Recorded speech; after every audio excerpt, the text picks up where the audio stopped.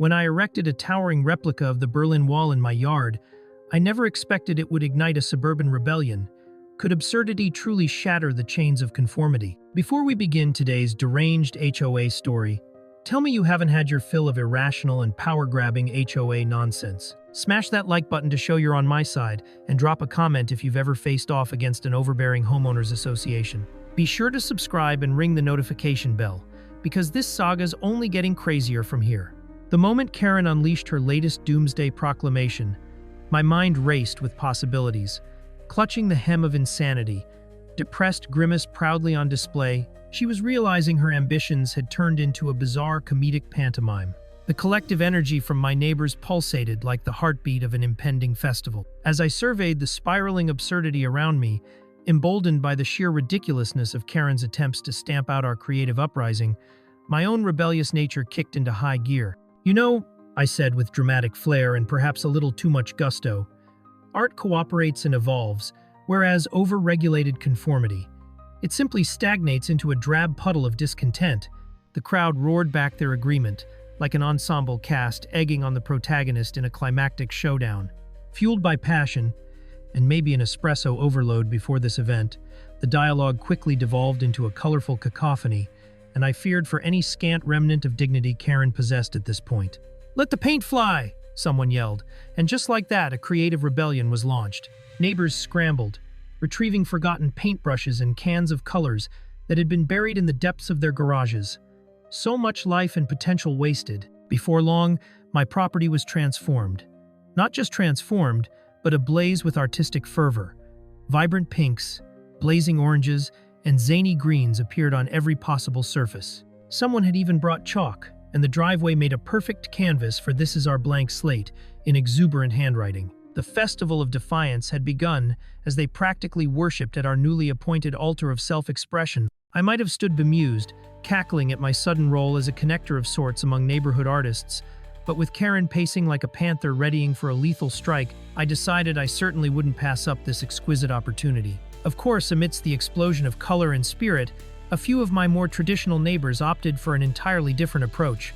I spotted old Mr. Jenkins next door struggling with a tumbleweed of confusion, straddling the line of wanting to be part of something magnificent, and trying his best to frown at the utter spectacle turning our street into a chaotic art gallery. "What are they doing?" he mumbled to himself, adjusting his spectacles as if they could shield him from the wild reality emerging outside. "This is not how it's supposed to work." His words dangled awkwardly in the air, echoing the stuffy HOA guidelines that Karen had so religiously dictated for years. Perhaps he was a true believer, devoid of colorful aspirations. I tried to catch his eye, desperately fighting laughter at the sight of such harmless bewilderment. "I know, Mr. Jenkins, isn't it exciting?" I yelled over the symphony of paint splatters. "Exciting? More like an eyesore," he retorted, a fading hope for plausible dialogue visible in the crinkles of his forehead. Still, there was a sliver of curious interest in his gaze, the tiniest acknowledgement that perhaps, just perhaps, the dye of conformity was wearing thin. Ignoring his grievances, I rallied our makeshift carnival of artists. An enchanted allure had taken hold over our once whispered conversations about burying our dreams under dull regulation. "Let's take this uprising even further," I exclaimed, channeling my inner artist warrior. "Tomorrow we can create a pop-up gallery right here, in front of the Berlin Wall. Art has no boundaries, let's show that." The crowd cheered once more, ecstatic by the prospect of taking this rebellion to the next level, wrapped tightly in the throes of creativity and ready for whatever Karen had in store. But Karen, unfazed by our colorful complexities, was already plotting her next move, a move that would embody her desperate grasp for control. So predictably theatrical, you could have scripted it. I could practically see the gears churning behind her impeccably coiffed hair, a culmination of disdain for our unfolding art festival, woven tightly with an unyielding hope that she could quash this glorious creativity with a single snide remark. As she rallied her band of neighborhood drama queens, their pastel suits were all the more glaring against the explosion of color blanketing our streets. With each sharpened glance thrown my way, I couldn't help but relish the idea of our clash becoming legendary, Maya against the HOA. An epic tale that would traverse sunny suburbia for generations. Both sides, unleashed in a battle of identity, individuality, and artistic rebellion. As I decorated the Berlin Wall with a bold declaration, "Freedom lives here," all at once, The vibrant spirit of the community fed off the tension crackling between us. In that instant, it dawned on me. The stakes had transformed into much more than the fate of my artistic creation or the towering heights of my fence. We were blazing a trail, claiming ownership over the very essence of our neighborhood, refusing to let it devolve into a bland tapestry of governed existence. "Are we just going to roll over?" I bellowed, interrupting the inevitable stage set for Karen's pithy retorts. My neighbors responded with enthusiastic shouts, head nods, and chorus lines of agreement. Music to my rebellious ears. Should I sigh dramatically, play the heroine at arm's length from judgment, or actually revel in the absurdity of our current situation? Could this be the audacious springboard I didn't know I needed to ignite the fires of imagination in the hearts of my unsuspecting neighbors? As I braced for the theatrical standoff that was about to unfold, with my colorful barricade lined up against her pristine pastel fortress, one question hung tantalizingly in the air. Was the boldness in my step a declaration of war against the beige, or merely an invitation to the beautiful chaos dancing just beyond Karen's tightly wound string of compliance? The curtains were drawn, the spotlight upon us. What would this spectacular showdown reveal? Would it inspire a revolution of self-expression among my neighbors, or would Karen reclaim the night, her pastel suit thrusting authority like a shield? Only time would unveil what would unroll next in our glorious narrative. It was a glorious, sun-drenched evening when our charming little community center transformed into a theatrical arena. The stakes were higher than ever. As I clasped my colorful clipboard, my makeshift artifact of rebellion, I surveyed the crowd gathering for the HOA meeting. Curiously, there were more chairs filled with a motley crew of clan members than usual.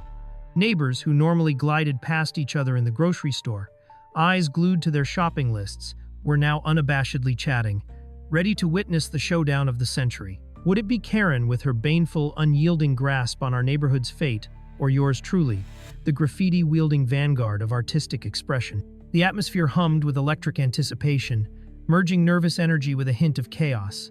After all, everyone loved an underdog story, and who could resist a little drama, served on community receive-at-your-own-risk plates? Once inside the meeting room, I was hit by the fluorescent lights buzzing overhead, bright enough to expose the beige undertones of Karen's meticulously curated realm. She sat at the front, a regal scepter hidden beneath those offensive pastel blazers, effusing an air of superiority as she organized documents in her pristine folder marked Neighborhood Regulations. I felt a spark of mischief bubble within me. How could someone represent rigid order while being such a melodramatic, power-hungry diva? Just as she was about to lay out her case against my fence, which I needed to remind her, only symbolized my artistic spirit, I powered on my laptop and prepared my opening slide titled, "The Art of Living, Embracing Vibrancy in Suburbia." My ingenious PowerPoint, highlighting the emotional resonance of color in our dull lives, awaited eager engagement as the meeting commenced. "Welcome, everyone," Karen's voice sliced through the room, dripping with the disdain only a seasoned HOA president could muster. "I've called this emergency meeting to address the eyesore that is Maya Jensen's fence." Gasps erupted, and murmurs rippled through the crowd. I leaned slightly forward, almost as if I could peer into her soul, feeling the gleeful anticipation of schadenfreude wash over me. "I'll have you know, this eyesore is a powerful statement against conformity." I shot back, my voice bold and unwavering. And so the duel commenced. Armed with artistic anecdotes and quotes from the illustrious Picasso, I proceeded to mesmerize the audience, wrapping them around my finger like some spellbound art gallery goers who'd drunk too much wine. Enthusiastic applause peppered my presentation, a surreal mixture of cerulean-tinted camaraderie bubbling from the depths of our liberated spirits. I leaned further into my role as the neighborhood rebel, punctuating my points with exaggerated hand gestures, emphasizing how color could invigorate our graying landscape. Dear friends, it's high time we reject this mind-numbing sameness and embrace the kaleidoscope of creativity. Countless gardens boast the vibrancy of life. Why can't our fences do the same? Heads nodded vigorously. Yes, they seemed to relish this newfound perspective, pacing the dirt-hued trodden path of acceptance, while Karen resembled a wilted flower near the end of a strenuous drought. Though she shot daggers with her unblinking glare, the words freedom and individual expression wrapped around her throat like a noose, tightening with every enthusiastic cheer from my supporters. As the tension mounted like a tightly coiled spring, it was time for the audience to have their say. One by one, Neighbors stood up to either support or challenge Karen, transformed from reluctant observers into fervent participants. "I've had enough of Karen telling us how to live," shouted Oliver from the back, his cargo shorts flapping as he leapt to his feet like some geeky gladiator championing the cause of freedom. Cheers erupted. It warmed my heart to see once timid voices become powerful instruments in our melodious choir of rebellion. "How about adding a splash of color to the community pool too?" another shouted, prompting laughter that dulled the palpable strain in the air. Karen's face darkened to a hue that could only be described as seething jalapeno, a fiery contrast to the pastel walls she so adored. However, as the tempo escalated, Karen pulled the dreaded trump card. "I remind you all that my intentions are purely for the preservation of our neighborhood's aesthetic." The die was cast. She was undeterred, unleashing another snippy remark every time we countered. "Let's not forget who's in charge here," she proclaimed, the last flicker of authority thinning, desperately trying to sway the crowd back to her monochrome mold. But there was a beautiful irony here. Karen Wexler, the queen of neighborhood regulations, had taught us the true meaning of camaraderie, even in pure rebellion. Each jab she launched merely solidified our resolve as she unwittingly fueled the flames of artistic passion stirring within me. Ultimately, with hands raised high and voices soaring like sparrows taking flight, it became evident. My portrayal of creativity's role in suburbia had resonated, and the tide began to turn. The final votes were cast. Yeses rolled in like a steady wave, drowning Karen's protests. All those in favor of allowing Maya to embrace her artistic expression without further harassment. The announcer's voice rang out, melded with a surge of excitement. Drowning out the faintest echoes of Karen's constantly clucking disapproval, we erupted in jubilant applause. And there it was, my solidified right to create against the beige odds. There, amongst my newfound comrades, the air thick with artistic liberty, I threw my head back, laughing deliriously. As the meeting dispersed, and my neighbors basked in the sunset glow of victory, I knew I couldn't let my vibrant, quirky creativity rest. The after-party was officially on. What structure would I dream up next as a cheeky homage to the absurdity of this ongoing saga? "Who's in for a mural at the community pool?" I hollered, the sun setting brilliantly behind us, setting our spirits alight with promise. Or better yet, the Great Wall of HOA followed by a "We Want More Color" parade? The laughter rung out like a victorious battle cry. After all, I had earned my title as the unofficial rebel of suburbia, and there was plenty more color to splash on this otherwise monotonous canvas. With steaming coffee cradled in my hands and optimism bubbling in my chest, I stood on my newly landscaped lawn, basking in the pride of a job well done. Sunlight danced on the vibrant flower beds I had painstakingly arranged, each petal a testament to my artistic prowess. Just when everything felt absolutely blissful, the brutish hammer of HOA justice came crashing down. A crisp envelope slipped through my mailbox. As I slid it open, my heart raced not with anticipation, but with a cold dread only familiar to those who have faced the wrath of the so-called garden god. It was none other than my nemesis, Karen Wexler, wielding her favorite weapon, an official notification regarding the travesty of my excess fence height. 2 inches. 2 flippin' inches. How anyone could combust with rage over the height of my fence was beyond me. Did the world lose its collective mind overnight? Her exaggerated prose dripped with pseudo-official lingo that had me rolling my eyes so hard I felt like I was auditioning for a particularly lackluster sequel of The Exorcist. "Community aesthetics," she had declared, as if a council of dignitaries had convened to discuss the catastrophic implications of an 8-inch defiance against the tyrannical realm of suburban conformity. My thoughts spiraled into chaotic hilarity, picturing the ironically titled garden god checking her manicured nails to ensure that no rogue floret would disrupt the rigid order of our neighborhood. I could see her now, furiously scribbling her version of War and Peace in pastel ink, complete with a drawing of my fence and its absurd escapade into the mainstream deviation of societal norm. Oh, the horror! If only she could see the weeds I cleverly planted right next to it, defying not just gravity but also the relentless nature of HOA authority. As I paced my yard, each step resonating with imaginary war drums, my determination shifted into high gear. Gone were the days of passive compliance. No more will I cower under the gaze of the Karen of our community. Oh no. I envisioned creating something spectacular, something that would shout revolutionary nostalgia into the lush greenery of suburban oppression. What better than a replica of the Berlin Wall? Sure, it would complete my artist's mission to inspire conversation, and possibly a neighborhood-wide existential crisis, Not to mention entertain the hell out of Oliver, my laid-back neighbor, who always seemed more amused than distressed by HOA drama. I could almost hear his breezy chuckle echoing through the yards, a reminder that laughter thrives even in the most absurd situations. I spent the next week meticulously shopping for supplies, concrete blocks, lumber, paint, and every little piece of paraphernalia I would need to bring my masterpiece to life. Who knew the hardware store had such unhelpfully friendly employees? "Can I help you with anything?" they'd ask, eyebrows raised at the 30 bags of concrete mix piled in my cart. "Oh, just a little home improvement project." I'd grin, the spark of mischief alight in my eyes. Each purchase felt like one step closer to reclaiming my artistic flair and a bold salute to absurd authority. I pictured the neighbors' reactions, a mix of shock, horror, and undisguised glee that this wild, rambling artist dared to challenge the throne of the HOA. With Oliver on safety watch, I got to work.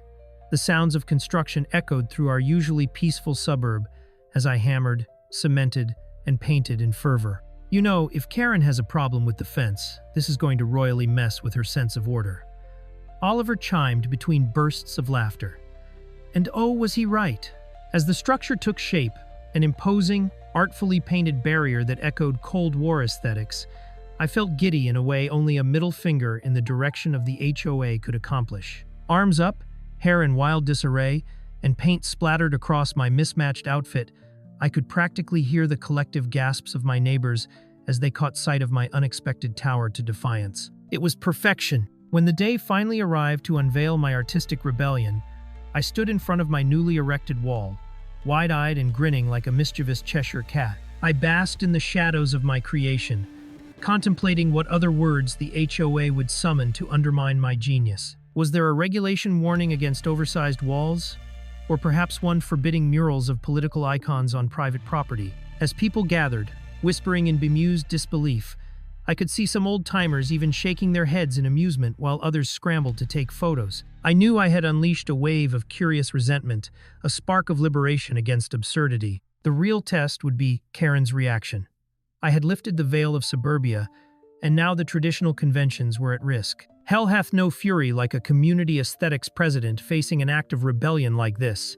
Would her disapproving glare cause concrete to crumble?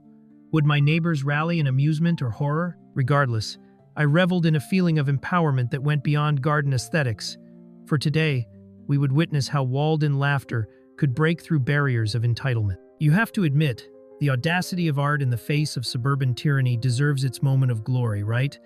What would my next bold move be after this? As I stood there, auburn curls frantically falling into my eyes, a thrill surged through my veins, mingling with a tinge of anxiety. The crowd was beginning to gather across the street, their hushed whispers fluttering through the air like startled birds. Curious faces poked over fences and around garage doors, a mix of excitement and dread contorting their features. Had I gone too far? I chuckled at the thought. After all, art is subjective. But who could deny the brilliance of a towering wall, brightly painted with whimsical designs depicting freedom, defiance, and a caricature of Karen navigating the ministry of HOA? I held my breath as I glanced back at the makings of my masterpiece and felt a surge of pride. After all, this was no mere fence. I had constructed a monument of irony with the hopes of igniting a spark of rebellion across the neighborhood. And just like that, the moment had come, the grand unveiling. I felt like I was playing the lead role in my own eccentric Broadway show, with the audience on the edge of their seats, anticipating the epic standoff between artist and authority. I watched nervously as Karen Wexler strode up the driveway, her signature pastel suit gleaming like some bizarre beacon of conformity. The air crackled with anticipation, and for a moment time stood still as she gaped at my creation. I imagined her thoughts swirling in a mix of awe and horror as she assessed the towering wall that loomed over her carefully curated garden like a surrealist painting gone rogue. Did I hear a faint gasp? Perhaps it was the sound of her tightly wound sensibilities fraying at the edges, and that thought fueled my laughter even more. "Ladies and gentlemen, behold the audacity of artistic expression," I called out, throwing my arms wide as if to embrace my audience. Oliver was practically howling at my side, waving his hands to pump up the crowd. And just for context, this is a historically accurate depiction of the Berlin Wall, a reminder that oppression never gets the last word. A few chuckles erupted, but I barely heard them over the thudding of my racing heart. Meanwhile, Karen's face was contorting into that familiar, I just bit into a lemon expression. Oh, how I lived for these moments. Would she attempt to summon her inner tyrant and vanquish my art? Or was there a tiny flicker of admiration for my audacious spirit nestled somewhere in that meticulously styled hair? As she approached, I could practically hear the gears grinding in her head, the wheels of oppressive authority turning slower than molasses. I stood firm, arms crossed defiantly over my chest, daring her to object. "Maya Jensen," she declared, her voice ringing out like a bell of doom. "This cannot be allowed. What will the neighbors think?"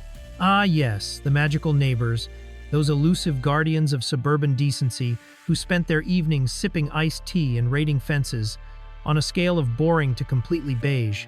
In that moment, I dismissed the perilous tautness in her voice with a wave of my hand, giggling as I turned to my audience. "Fear not, friends, for this is not merely a wall, but a canvas for dialogue, a statement against tyranny." The crowd erupted in murmurs mixed with laughter, their reactions bolstering my bravado. I had unleashed their pent-up irritation towards endless committee meetings, pastel suits, and HOA regulations that restricted even the molecular structure of our fences. They came alive, fueled by the irony of it all. I could see knowing glances and delighted smirks shared among a few. Who would have thought I'd be the one to spearhead this lumbering rebellion? Karen's expression stormed to all new heights as she sputtered in her attempts to maintain control over the wealth of chaos I had unleashed upon her pristine domain. I held back a giggle, reveling in this theatrical exhibition of suburbia's latest drama. But then it happened. She raised her hand, as if to silence the murmuring crowd. In that moment, I half expected her to denounce me from our peaceful little enclave. "Maya!" she barked, her voice cutting through the gathering like a hot knife through butter. "Ever heard of neighborhood standards? You can't just go around erecting walls on a whim." Erecting walls on a whim, oh, the delicious hypocrisy. Did she forget that her entire reign was built upon whims? I barely contained the easy laughter bubbling within. Instead, I quipped back, "Karen, darling, you could say, I've channeled my inner artist and purported standards. I'd argue these are the cries for humanity in a world of regimental bricks." Panic flashed across her impeccably coiffed face as a few neighbors began to clap, laughter rising like a collective wave of rebellion washing over our neat little street. I basked in the sensation of empowerment, a glowing beacon of brashness standing tall against the petty squabbles of pointy-haired suburban despotism. Karen's controlled world of aesthetic perfection wobbled on its precarious pedestal. The force of my flower-potted freedom threatened to topple it all. I could sense the urgency in her eyes as she weighed her options. Crush the fun with overzealous fines or watch with rage as I made a mockery of her uptight reign. The battle lines were drawn. And as bubbles of laughter danced through the yard, I stood tall, ready to defend my artistic rebellion against a tidal wave of Karen's cold disapproval. Is the iron grip of suburban conformity about to crack? Or could it be that laughter and creativity might shed light, even on the most padded of pink pastels? With a renewed sense of energy coursing through me, I prepared for the next act. What magnificent chaos would we create next in this small corner of the world? But oh, the look on Karen Wexler's face was simply priceless. A comedic masterpiece worthy of an Oscar.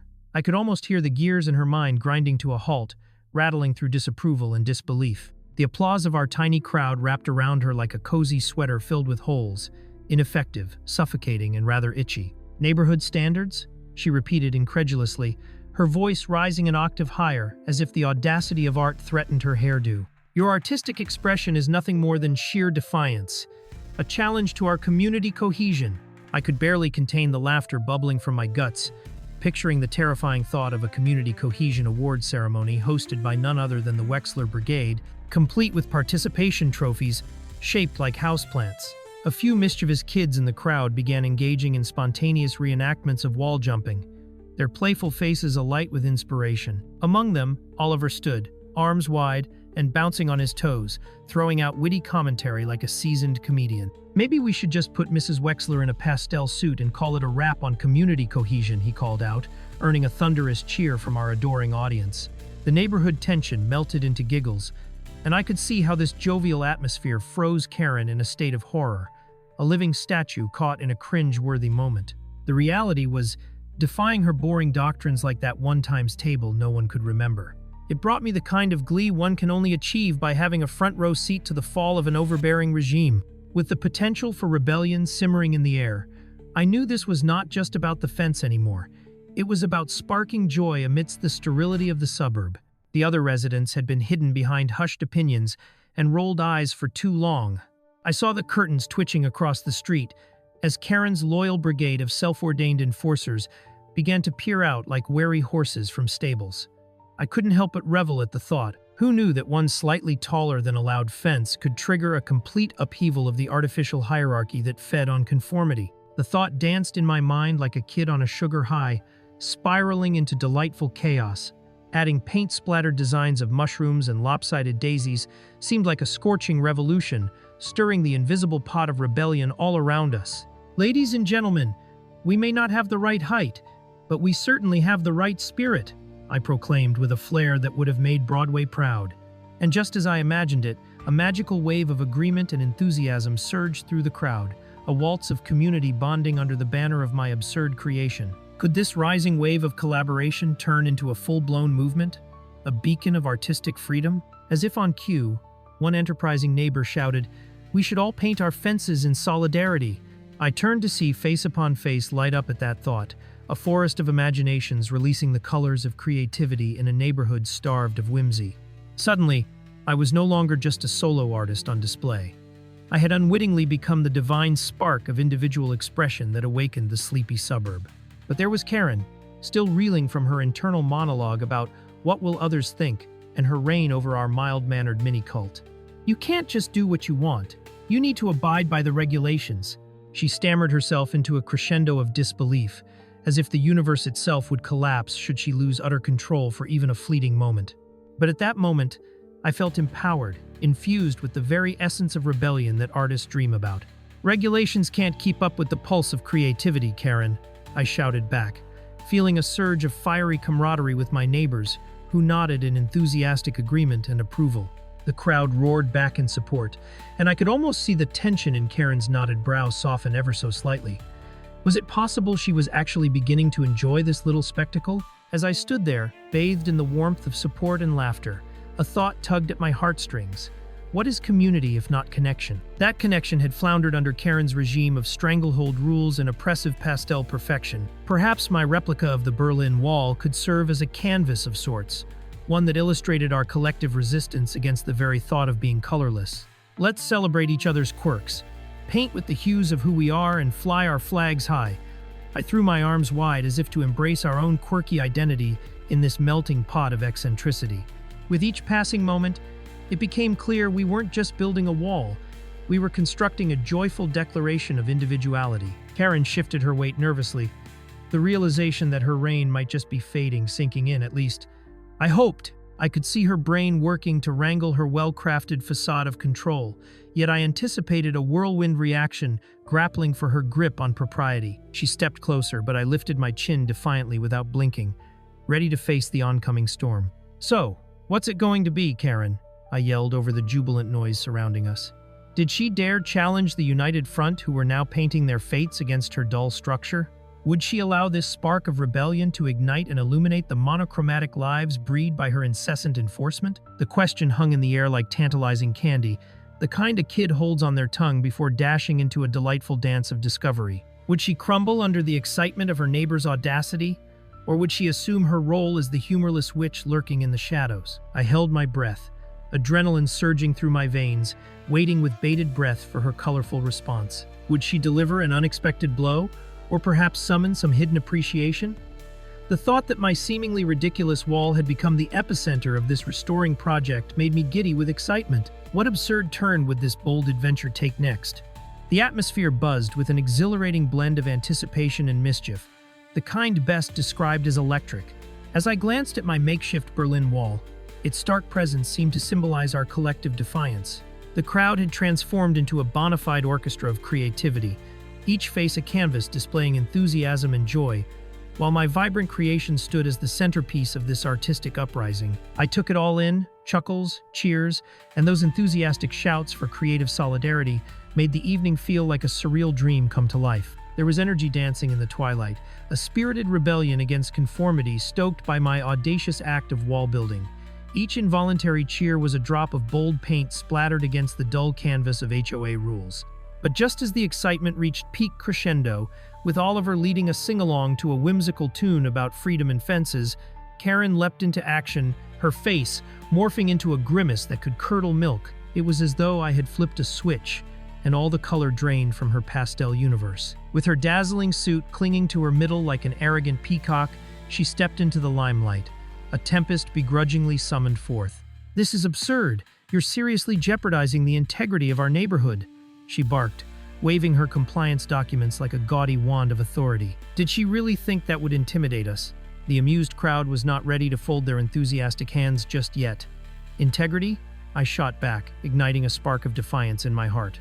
"Your version of integrity is just a glossy veneer over this dull suburb. Do you really think strict regulations preserve community?" The laughter and cheers only intensified, echoing my sentiments. It was a chorus, a well-fortified wall of voices dismantling her flimsy command. The more she tried to stifle the merriment, the more it expanded like a balloon someone forgot was full of air. Could it be that she was actually inflating our rage against mediocrity? My heart raced with the thrill of it all, witnessing this grand battle of wills unfold amid our great suburban stage. An audacious neighbor, fueled by the amusement of our gathering, chimed in, "If Karen wants a wall, let's give her a masterpiece." Oh, the momentum, the camaraderie. In that moment of collective inspiration, a flurry of ideas whirled around, sparkling with vibrant energy. I imagined neighbors painting their fences with slogans of freedom, "Break free from the beige," "Color outside the lines." It would be a riot of art, rebellion illuminating the streets like fireworks on the 4th of July. Instead of cowering from Karen's displeasure, we could turn the superficiality of her regulations into a full-blown festival of individual expression. The crowd erupted with wild enthusiasm as I slid my arm through the air like a magician, unveiling our next act, and I prepared to rally them into a colorful whirlwind of revolution. "Shall we challenge the status quo together?" I posed, relishing the theatricality of the moment. The chorus of approval that surged back towards me reminded me of a choir of inspirations harmonizing against a common enemy, dull local governance. With each shout and cheer, it was undeniable. The absurdity of our rebellion somehow nurtured the heart of our neighborhood. Karen, however, seemed to wither under the spotlight.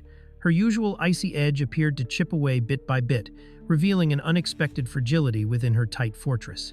Just when I thought reality had turned against her too, perhaps the universe was actually aligning to celebrate our brilliance, Karen feigned a glorious comeback. "You think you can just paint fences and call it art?" she blurted, as if shedding the last threads of her composed facade.